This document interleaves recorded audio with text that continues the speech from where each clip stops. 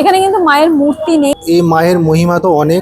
মায়ের বৃদ্ধা আঙ্গুলি, অনেক জায়গা থেকে অনেক লোক এসে বলেছে, আমাকেই ওরা ডাইরেক্ট বলেছে সুদর্শন চক্র দ্বারা খণ্ডিত যে আমাদের মায়ের দর্শন হয়ে গেছে। নমস্কার, আজকে আমি চলে এসেছি পতিরাম মা বিদ্যেশ্বরী মায়ের মন্দির। আমি এখন মূল মন্দিরে প্রবেশ করেছি এবং মায়ের পুজো হলো, পেয়ে গিয়েছি ঠাকুর মশাইকে।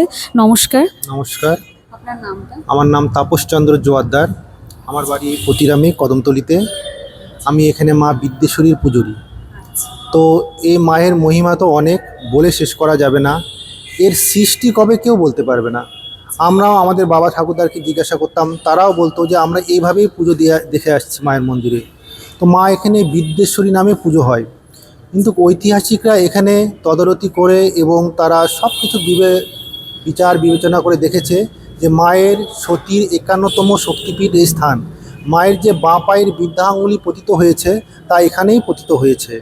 এবং তারা আরও অনেক কিছু লিখে গেছেন, ঐতিহাসিকরা বলে গেছেন যে দেবী চৌধুরানী যখন বাংলাদেশে ডাকাতি করতে যেত, তখন মায়ের এই আত্রাই নদীতে বজরা করে যেত এবং এখানে নেমে তপস্যা করে পুজো দিয়ে তবেই যেত। বামাখ্যাপা এসেছিল, অনেকে এসে এখানে তপস্যা করেছে। এখানে মা বিদ্যেশ্বরী নামে পুজো হন এবং বালুরঘাট কেন অনেক জায়গা থেকে অনেক লোক এসে বলেছে, আমাকেই ওরা ডাইরেক্ট বলেছে যে আমাদের মায়ের দর্শন হয়ে গেছে। কিন্তু আমি বলেছিলাম যে আমাকে একটু বলো তোমরা কিভাবে দর্শন করেছো। কিছুদিন আগে দুইজন ভদ্রলোক এসেছিলেন বালুরঘাট থেকে। ও বলল যে একটা ছোট্ট বালিকা রূপে একটা মেয়ে আমাদের চোখের সামনে এসে মায়ের জবা ফুলের গাছে চড়ছে। আমরা দেখে অবাক যে এতটুকু মেয়ে গাছে চড়তে পারবে। শুধু হাতটা জড়ো করে প্রণাম করে সঙ্গে সঙ্গে তাকাই দেখি মেয়েটা নাই। গোটায় আমরা খুঁজলাম, কোথাও দেখতে পেলাম না।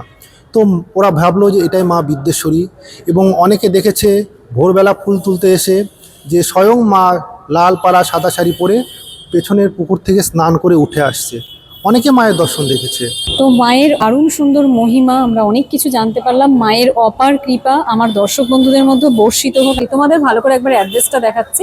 এটা হলো সামনে একটা দেখতে পাচ্ছ বিশাল বড় বট গাছ, মানে পতিরাম বাস স্ট্যান্ড। এই পুরো জায়গাটাই কিন্তু বাস স্ট্যান্ড, একবারে ওখান থেকে শুরু হচ্ছে, পুরোটাই বাস স্ট্যান্ড। ঠিক বাস স্ট্যান্ডের এই বড় যে বট গাছ দেখছো তার অপোজিটেই রয়েছে খুব জাগ্রত পতিরাম মা বিদ্যেশ্বরী মায়ের মন্দির।